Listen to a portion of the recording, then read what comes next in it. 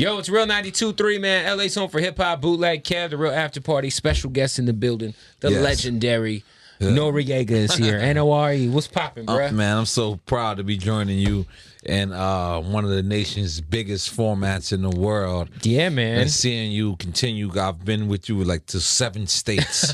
Real talk, me and N.O.R.E been rocking for a minute. And for you to be here and arguably one of the nation's biggest platforms, I just want to say congratulations. Well, thank you, sir. And I'm proud of you. Continue to work, man. I appreciate it, man. Yeah. Yo, I'm proud of you too, man. Like, you obviously always have been relevant, like, with music. But, yo, it's like you just found this other thing, this Drink Champs. And everyone's always told you, like, you're the best person to interview. It's always like you and Fat Joe and, like, a couple others. But, like, it was only natural for you to go into that space to do, like, Drink Champs.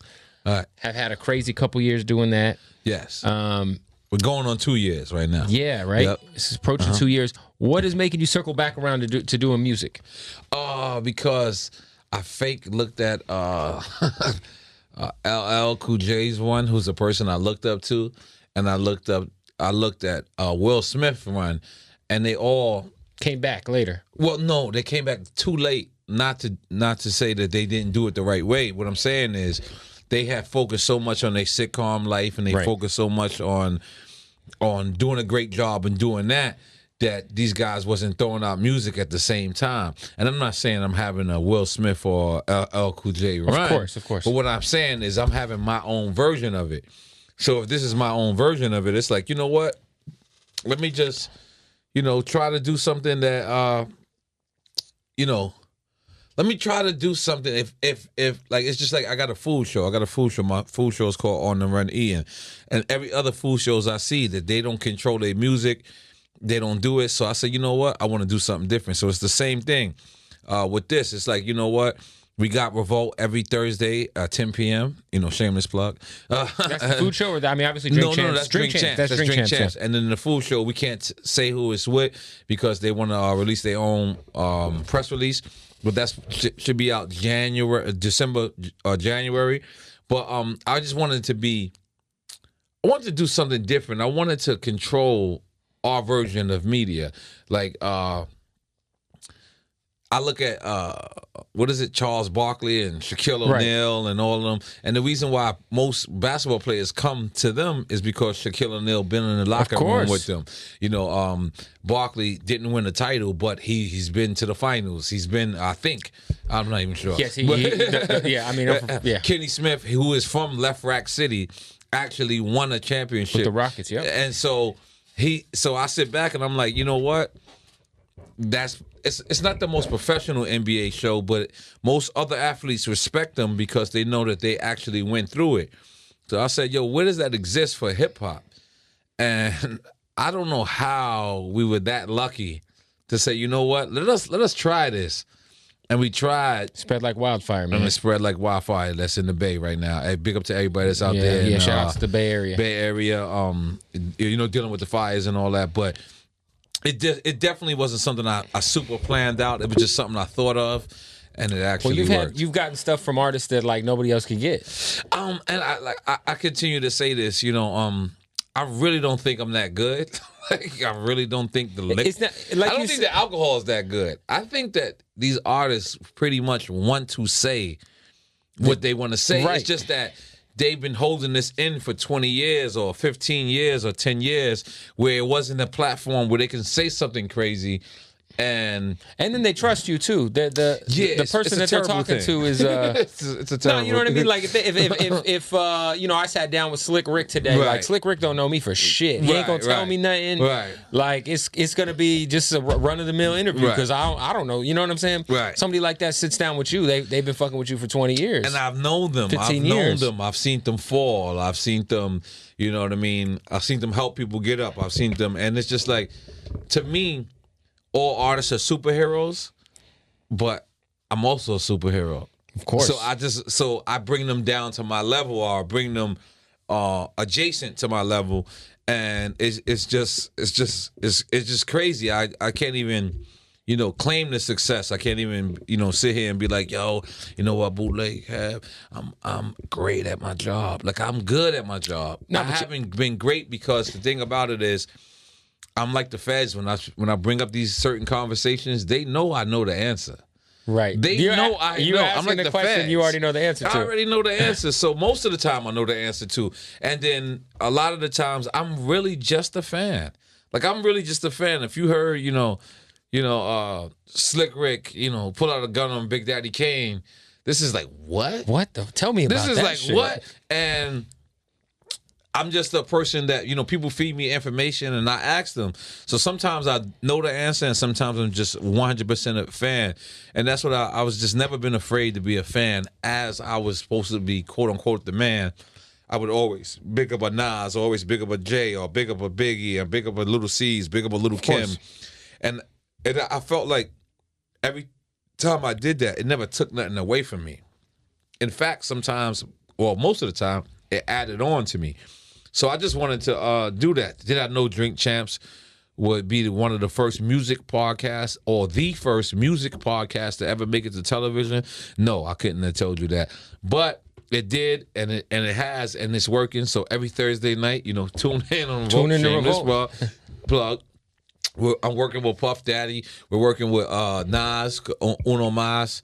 My new record with Pharrell is actually on Nas' label. It's on Mass Appeal? It's on Mass Appeal. Dope. Working with Puff, working with Nas, working with, who else we got? We got deals all over the place. And it's just like, you know what? This is what I wanted to do. I didn't really want to, blow up or get this quote unquote new fame in the millennials' faces, and then go deal with Bill Gates and go deal with these other people. I wanted to work with people that I know I know that know me. So it's easy. They can just say, just give N.O.R.E what he wants. What does he want as far as payment? What does he want as far as camera rise? And just let him go. And I've been fortunate for it to work for me. What has been like? Obviously, has there been any sort of animosity or any sort of issues that that the podcast has helped resolve when it comes to you and any other artists? It's helped resolve plenty of other people's beef. Like who? Like what? Like the Fat Joe Jay-Z thing, right? Drake and DMX. I couldn't believe Drake's people hit me, and they said, we sampled 2 DMX records. Can you help us clear that? And I just didn't. I was so honored to get the call, but I was just like, how do I do this? I got you. All I need to do is an episode of Drink Champs. Here's the crazy thing. I didn't ask Drake to do an episode of Drink Champs. I didn't ask Jay to do an episode of Drink Champs. When Fat Joe asked me, he said, yo, how did you get in contact with Jay-Z? And I said, pretty much nobody get in contact with Jay-Z. He gets in contact with you. And he goes, well, how did you do it? And I had one favor in the world for Jay-Z. Just one. Because he asked me to do something, I did it. And my one favor I had in the world for Jay-Z, I gave it to my friend Fat Joe. For that All the Way Up remix. The All the Way Up remix. Now, I can't tell you I potted the remix. Right. I can tell you I put Fat Joe in the same place. I put him in a place where it was cordial, and then him, Sean Beckers and everybody else, they closed it. But I put him in that place. Right. And my life has upgraded ever since, because I could have easily acted like I didn't know how to get in contact with Jay-Z. I could have easily acted like, no, this is not how it works, Fat Joe. But Fat Joe's been loyal to me. Fat Joe's been my friend of mine. And if it's the one favor that I can give away, I should give it away to a person like that. Yeah, especially Fat Joe. And then Drake calls me. No, Drake doesn't call me. Excuse me. Drake's people called me. And they were like, yo, we sampled DMX. Can you help us? Nobody could find DMX. And I'm like, geez Louise, Papa Cheese. And I called, a good friend of mine named Ali. Ali was standing right next to DMX. And I hooked that phone call up. I didn't be a part of it. And those are those 2 situations where I put other artists in front of me. I put DMX in front of me. I put Drake in front of me. I put Fat Joe in front of me.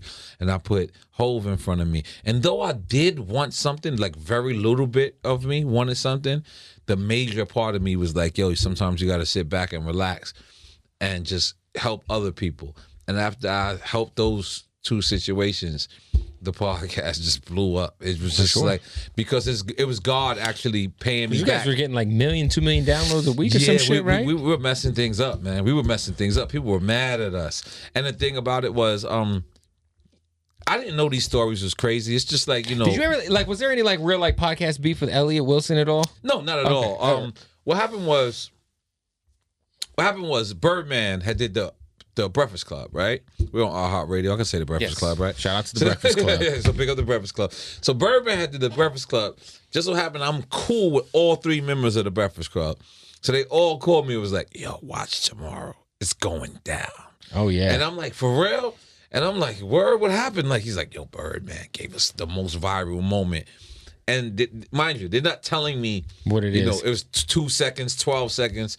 So what I did as a podcast friend was I actually called Elliott and I was like, yo, I got Birdman's right-hand man number. I know he just did the Breakfast Club and walked out. So if you go get Birdman, here, don't say you got the number from me. And I gave it to him. When I gave it to him, I expected him to reciprocate that. That's all. I didn't expect. I got my own connects.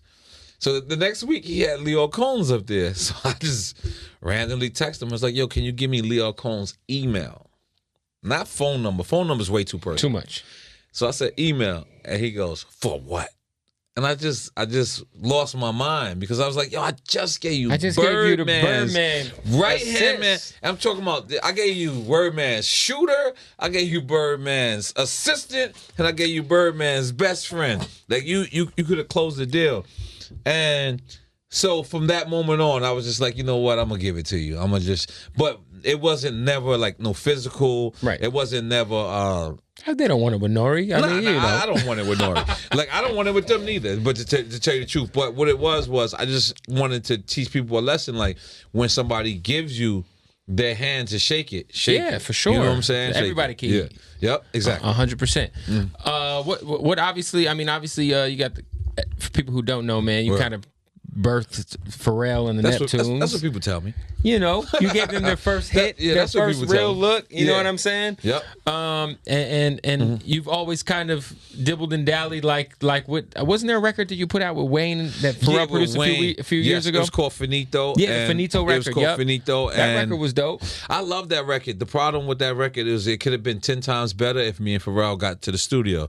And it was some email it was email, and that's, to me, that's what single-handedly killed hip hop was you couldn't have made a Body in the Trunk. You couldn't have made a Brooklyn's Finest. You couldn't have made California Love. You couldn't have made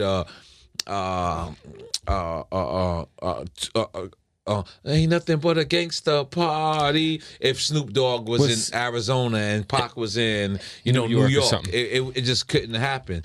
So the new record, were you guys in we were live? In the studio together. Oh, beautiful. We were 100% in the studio together. He called me one day and he said, congratulations. And I was like, thank you. Because he had changed his number. So he said, congratulations, P. So there's like 7 different P's, right? There's Prodigy, right? There's Puff Daddy, there's Pharrell, there's Sean P. So I didn't know which one it was. So I didn't answer for 2 days. And then 2 days later, I answered. And then I realized it was Pharrell, and I was like, "Yo, man, you stop calling yourself P. Yeah, you're Pharrell. Bit you're more direct. Yeah, you're a skateboard. So like, you can't just call yourself P. You're like the There's so many 13 P's out here. Yeah, you're the 13 P. And then he was like, "Yo, you told me you was gonna hit me when I got to L.A." And I was like, "Oh, you for real? Like, because we always, we going back in, and we're going back in." And then when he said that, I said, "Okay, you know what? I'm in San Francisco next week. I'm going to change my flight from San Francisco and I'm going to come to California and we're going to get it in." And we came in. And I just wanted him to know that, like, I want to be happy too. Like, I don't want to just be, this guy that you remember from the 90s with bag clothes on and, 17,000 chains. And you had a couple eras. Then you had the reggaeton era. Yes, you know I what I'm had saying? But now it's like, you know what? I'm 40 years old. I'm a guy who really appreciates hip hop, who really loves hip hop, and I want to show people that you can grow old and you can still be cool. So a lot of people feel like you could grow old or get old, and I'm 40 years old. I don't have no industry age. I'm 40 years old, and I feel young. I feel still energetic. I still feel happy. I still feel fun. I'm still having fun in the game. And if I don't make a record that reflects that, then my career is just a floss. Because I mean, it's just a fluke.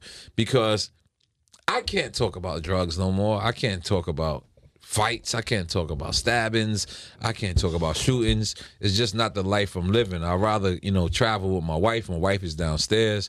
I'd rather, help, pay my kids school. Of course. I'd rather do things like that. And I'd rather tell the fans that that's what makes me a real person. Not that I, indulged in violence in my early career, or not that I, did whatever these people want to do. What makes me a man is being a man.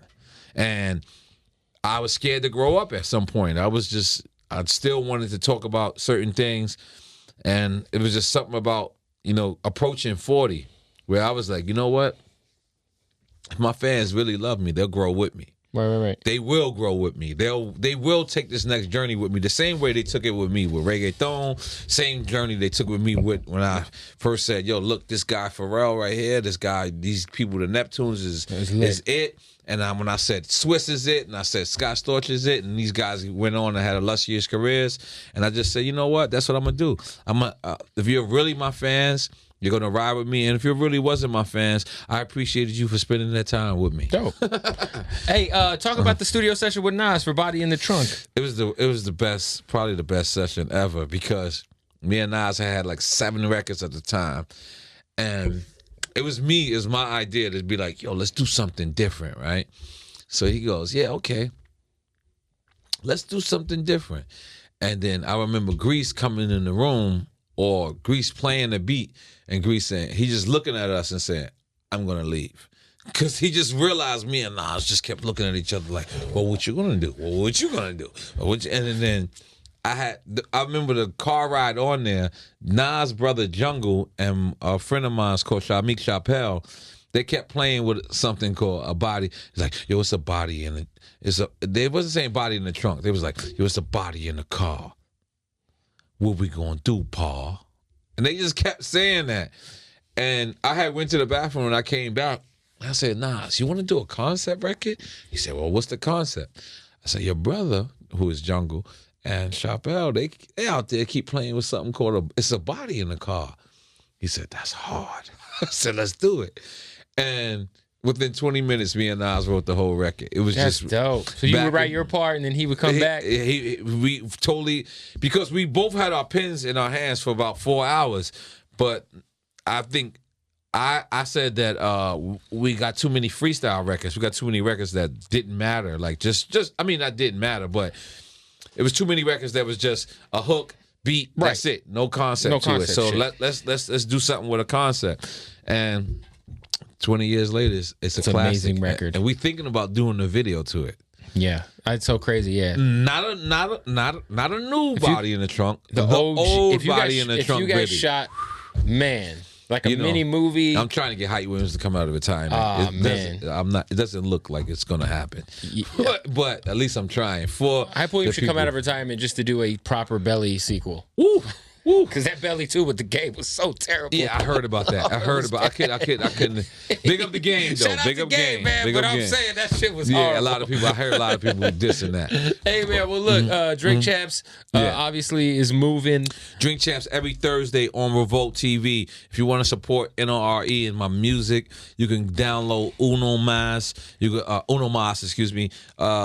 You can get that on Spotify. You get that on SoundCloud. You get that on every format. We're planning a crazy video. We just got finally the word that a liquor company is sponsoring us. Don't want to say the liquor company. Yeah. Yes, because we got Remy Martin all around. Yeah, okay, well, big up Remy Martin. Big them up for stepping to the table. Oh, it's them. Yeah, it works out. So you can say them. Yeah, shout out Remy Martin. It is them. So that's something Pharrell, bigged up. So we finally got the final word for that. And you might see us in Costa Rica or somewhere, wherever he wants to go, because he's so rich. Yo, I gotta ask you before you get out of here. I'm newly engaged. Yeah. What is the secret to success in your marriage and not having sex with other women? The secret to success in marriage, just to being a good husband, is is you got to grow up. You got to grow the fuck up, right? You got to just grow up. The thing about it is I've actually done everything that I can actually That's the way I feel, too. Like, there's nothing else I could do. You know one of the craziest things in the world, I started finding fun in the most boredest things in the world. Meaning, if you're a single man, going to Costco's is trash. Right. You don't want to be in Costco's. You want to be in Party City. Yeah, you want to be in a strip club. You want to be in a strip club. But when you're older, you got to realize, I realize women, this is something the women should take heed to. If your man is home playing PlayStation, if your man is home watching football, if your man is home watching baseball, which is almost some of the most boring shit you can watch. If your man is home watching basketball, let me just tell you something, females. Let him He's live. trying to be loyal. He's trying to be, He's trying to be, I remember just recently, would you rather have him like doing that or out? That's what I'm saying. So that's what I started to do. I started to enjoy being bored because... You play video games? Actually, I bought the PlayStation, the 4. Yeah. What is it? The 4? Yeah. I haven't opened it yet, which will let you know. I shit's mad old. But I have been indulging in Masters of None on Netflix. Great show. That's what I start doing. Shout out to I go watch Love and Hip Hop and just realize my life is a little bit better because I don't have to throw drinks. You never went down that route, which is I'm so happy close. for you. I'm sure it was close, especially being in Miami and they got the Miami and all that. They got the Miami. I felt like the Miami one was almost based around me. But what happened was, and Mona Scott helped me, like, it's so early on in my career. I owe her so much and I love her. But it was something that I did when I filmed my food show. And I filmed my food show, and it was 18 people coming up to me and saying, yo, N.O.R.E, you need this? You need this? Yo, N.O.R.E, you need this? As opposed to me being on Love and Hip Hop, where I would have just been just another pawn on the chessboard. So it wasn't that I didn't, because I love what Remy Ma did with Love and Hip Hop. I love what Papoose did with Love and Hip Hop. It's a couple of people. Let me just not single people out. It's a couple of people who do. Keisha Cole did an excellent job. Yeah, she didn't play. I think the last few years there's been people who've taken it and like actually, because it used to be a thing where you was mad washed. You had to be washed and you had to be doing something stupid to blow your storyline. But look at Cardi B, Keisha Cole. Keisha Cole did an excellent job. She did not play herself. I'm a big Love and Hip Hop fan, so that's one of the reasons why I wanted to do it. But if I would have did Love, just give you your own shit. No, but listen, here's the deal about it. If I would have did Love and Hip Hop, I wouldn't have gave anybody jobs. Right now, I can look at least 12 people that you get that from Drink Champs. It's at least 6 to 8 people from On the Run Eating, which is my food show coming out in January. That's another 6 to 8 to 12 people that is employed. That's just my team, right? Then there's other people that, I'm helping employ. And it's just like, you know what? I could have continued to be that just regular artist where, I'm just in love and hip hop and I'm looking out for me. But I've been in this game too long. I got to make other people rich. I got to make my team rich. I got to make my team wealthy. I got to make my team financially stable. So I don't never have to worry about nothing. That's what Drink Champs is, and that's what On the Run Eating is, and that's what hopefully Drinking Games coming soon. Coming soon. It's like I got another show called Drinking Games. I'm working on like 10 shows. Man. I love producing TV way more than anything else. Anything else, because see, Drink Champs was like our full idea. Me, EFN, our full idea.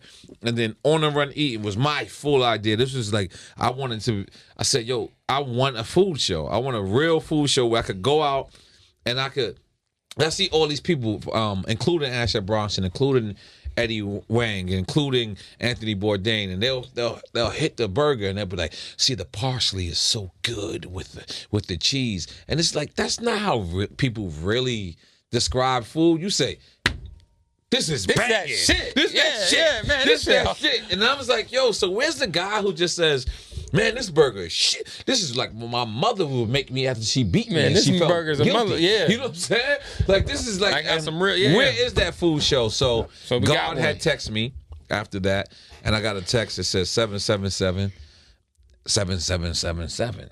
And I said, holy moly, guacamole, who can this be? And I looked at my phone, and God said, it's the guy in the mirror that's supposed to do that. So we went out. What's happening? We shopped it, and where we landed at, it was a great. These guys are one of the most professional peoples we ever worked with. They cut the check very early. They paid for everything, and we're having fun. So in December, January, you will see On the Run Eating. It's a different type of food show. It ain't the food show that you know, and you're gonna see something real crazy. You're gonna see people explore food and explore the cities. And what's crazy? Here's what's crazy. We went to Napa. Disaster happened in Napa. We went to Puerto Rico. Disaster happened in Puerto Rico after that. We went to Miami. Disaster happened. So everywhere we actually went to film the food show, shit got fucked up afterwards. So it was like God. I mean, you live in Miami area. Yeah, but still, it was like God said, yo, hurry up. Finish. Get this shit done. Like, get it done. And then as soon as we left, all these disasters. So I want to send my love to the people in Puerto Rico. I want to send my love to the people in Sonoma and Napa. Of course. Miami, Vegas, Houston, all that. Right after we did Vegas as well. Yeah, we didn't go to Houston, but so I wanted to let the people know that our love is with you. We're surviving with you, and we're all one race. It's of course. I can't stand what the presidential establishment represents right now. So it's so horrible, man. But you know what? I feel what? like I'm in an episode of South Park every day. We are. We're living in an episode of South Park. But on another note, I want to salute people like Eminem. I was going to ask you, what was your reaction on the M freestyle? I saluting him because M didn't have to do that. And the thing about it is, Eminem, Michael Rappaport, and the more of the people who are white black people, like what I mean by that is they're of our culture. They're the same people as us. It's just that their skin color is different. The more of the white people who step up and say what's happening to Trayvon Martin and what's happening to these other kids isn't right, and what happening to these unarmed black children isn't right. That's how we're going to fix it. It's never going to be about us continuing to say this, and that, because we've been complaining and people just don't believe us. But when you got a white person who's a leader of a whole society like Eminem, this is what's going to make change. So anybody who looked at Eminem's freestyle in any way, shape, form, or fashion negative or wasn't sufficient, these are the people that I don't want to be around, because what 100%. He did... He sacrificed everything. He went against, like, he used to go against Ellen DeGeneres. He used to go against Christina Aguilera. He used to go against Britney Spears. But it was all, back then, it was all playful. Funny. It was funny. That was funny. Is some serious shit. He didn't crack a smile. He stood there. He put up his fist. He represented for Kaepernick. And I'm going to be honest with you, Eminem, I only met him one time, but I can't thank you enough. Like, I really, I know he's he's sobered up now, but if he was drinking, I would definitely send him everything that anything. Tiger Bone, Remy Martin, everything. I like what M said. Like he put a line in the sand. Like, yo, listen, you can't support me and support him, because I just think if you're a white rapper and you're not speaking out against Trump, you're fully you get the fuck out of here. So I love that. I love G-Eazy's and Macklemore, they did the Fuck Donald Trump remix of YG. Shout out YG. Keep doing it, because we need the cool white people to come up and say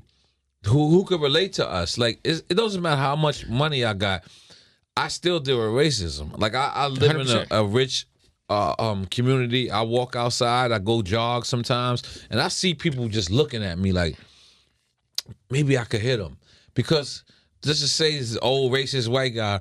He just seen the news that Trayvon Martin's killer walked free in Florida. And I'm living in Florida. So what's to make him stop him from running me over and saying your ground law, and then saying you threatened him? Yo, I threatened 100%. him. So it's crazy, because I haven't been jogging in a long time. But when I used to jog, I used to be scared to death. I couldn't wear a hoodie. I couldn't, and I'm talking about, I've done well for myself. Of course. I couldn't wear a hoodie. Like I said this the other day. It was like one day my wife just woke up and she just put on her hoodie. My wife is Cuban and Puerto Rican. But if on first look she has blonde hair, so you might think she's white. So my wife jumped in the car one day. She put on a hoodie and she drove around. I was literally jealous of my own wife because she got to do that. I can't do that. Right. Like I just can't wake up in the morning, jump in the car, put on a hoodie, blast my music. You know what I mean? I just can't do that because I have to be cautious of where I'm around. And certain people just look at me as if they can get away with murder, they can get away with crime, they can get away with anything. Especially in Florida, man. Especially I lived in Florida.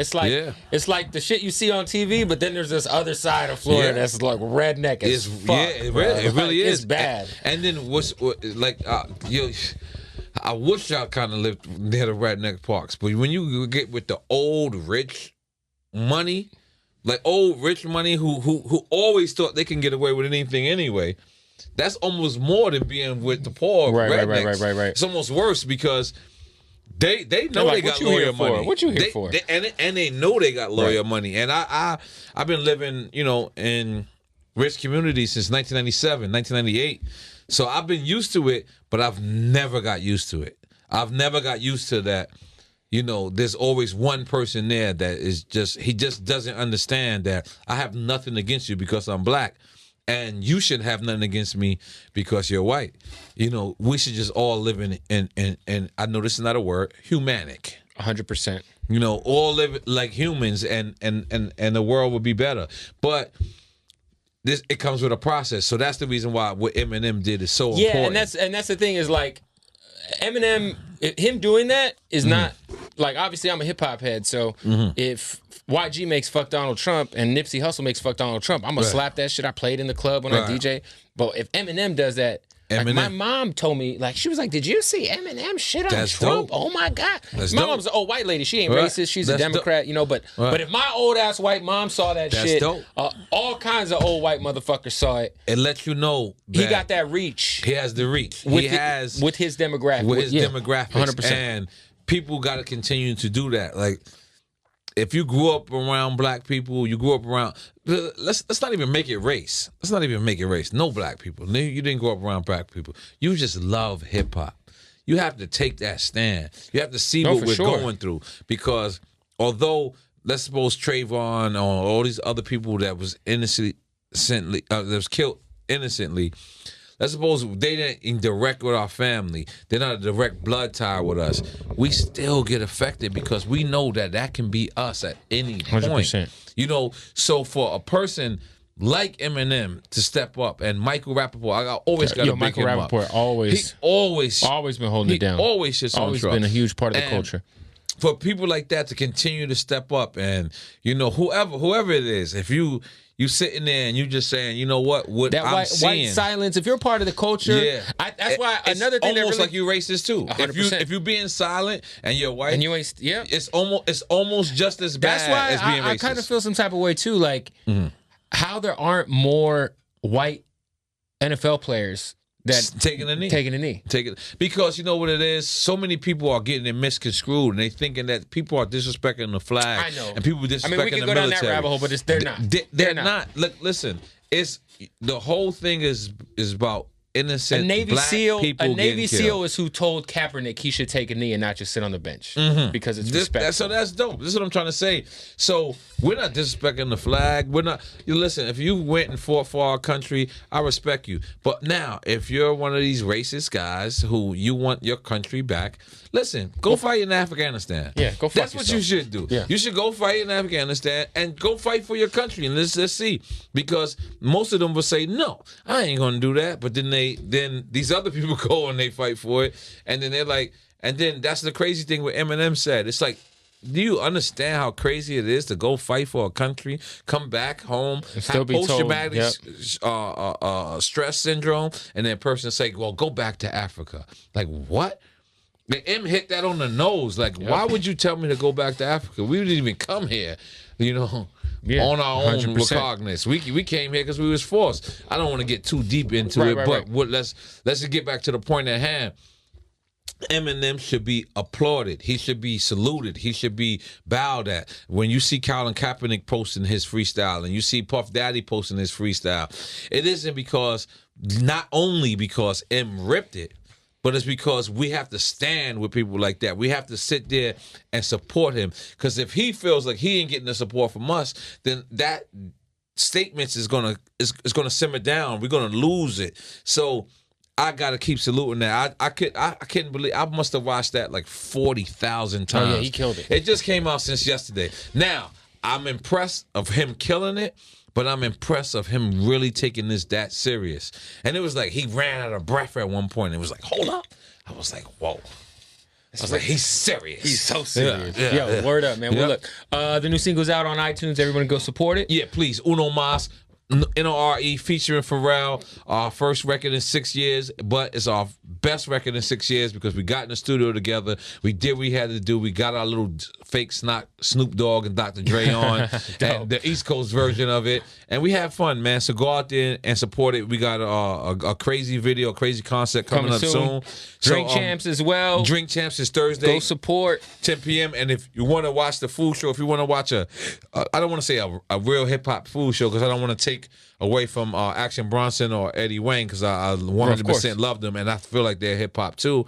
But this is new. This is the regular everyday guys. mans. The regular guys. Regular because you got to realize Eddie Wayne and Action Bronson are both ex-chefs.